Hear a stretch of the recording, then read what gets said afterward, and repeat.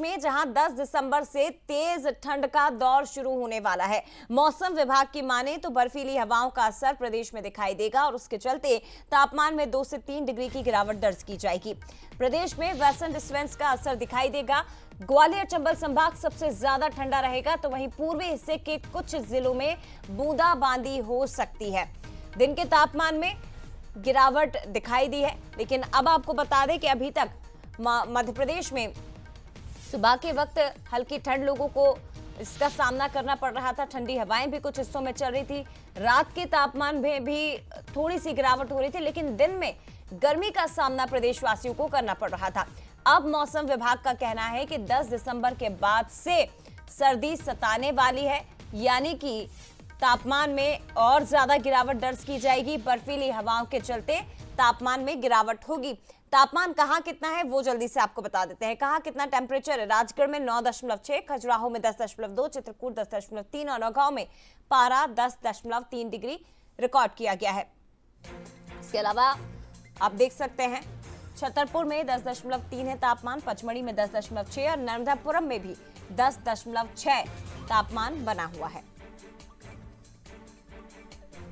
तो अधिकांश हिस्से एमपी के जहां तापमान 10 डिग्री के आसपास ही रिकॉर्ड किया गया है। तो मध्य प्रदेश में हालांकि नवंबर में तेज ठंड शुरू हुई थी। दिसंबर के स्टार्टिंग में तापमान में बढ़ोतरी दर्ज की गई और अब ये बताया जा रहा है कि दिसंबर के दूसरे हफ्ते से कड़ाके की ठंड का सामना लोगों को, प्रदेशवासियों को करना पड़ेगा।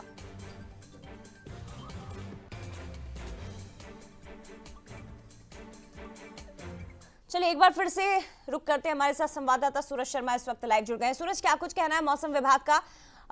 दिसंबर के क्या अगले हफ्ते से अब तैयार रहना होगा कड़ाके की ठंड के लिए प्रदेशवासियों को?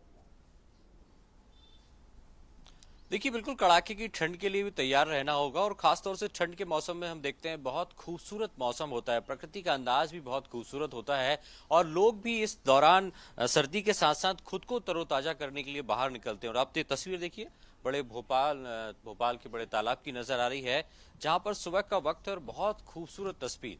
बड़ा तालाब जिसे समंदर जैसा कहा जाता है, जब सूरज की रोशनी पड़ती है तो चमकदार लहरें अलग ही रोमांच पैदा करती हैं। ठंडी हवाओं के साथ पक्षी भी उड़ते नजर आ रहे हैं, चहलकदमी करते नजर आ रहे हैं, दाना चुगते नजर आ रहे हैं और खासतौर से सर्दियों के मौसम में एक अलग ही नज़ारा यहाँ का होता है। आप देख सकते हैं सुबह का वक्त है और जिस तरीके से मौसम विभाग ने भी संभावना जताई थी कि जब एक जो जेट स्ट्रीम साइक्लोनिक सिस्टम बना है, इसके चलते जो बर्फ पिघलेगी और उत्तरी भारत से जो हवाएं आएंगी वो धीरे धीरे मध्य प्रदेश को ठंडा करेंगी। तो वैसा ही खूबसूरत नज़ारा भी दिखाई दे रहा है। हल्की जो ठंडी हवाएं हैं वो चलना शुरू हो गई हैं और अगले 24 घंटे यानी कि कह सकते हैं कि कल से मध्य प्रदेश में जब जिस तरीके से ठंडी हवाएं और रफ्तार पकड़ेंगी तो सर्दी भी रफ्तार पकड़ेगी और कड़ाके की ठंड का दौर शुरू होगा।